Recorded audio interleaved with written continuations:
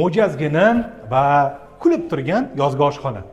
Bemalol uy bekalari taom qilishlari mumkin, qo'l bola taomlarni. Bu yer esa aytilganidek hovuz. Bu yerda esa issiqxona, demak, parxona joylashgan. Hammasi qo'l mehnati. Mana shunday ishlarni, mana shunday baribir bosh bo'lmasangiz bo'lmaydi. Bitta inson hech narsa qila olmaydi. Sizni ishingizga qiziqqanlar, sizni ishingizni yoqtirganlar qayerga murojaat etishlari mumkin? Endi bu yog'i yoz, bilasiz, yozda O'zbek albatta yo ta'mirlaydi, yo quradi. Xudo xolasa bizda qurilish firmamiz ham bor. Bu bo'yicha ham dogovor qilib ish qilishimiz mumkin. Частный desa, частный ham dogovor qilaveramiz. Misol bizda bitta malyarkani o'zi kerak desa, borib unisini qilib. Kosmetika bo'lsa ham bo'lar ekan.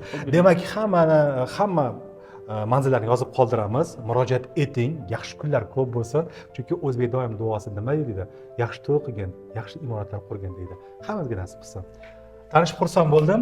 Omon bo'ling. Eng yaxshisi xalqimiz uchun, yurtdoshlarimiz uchun bo'lsin. Sog' bo'linglar. Buyursin kimgadir shu uylar.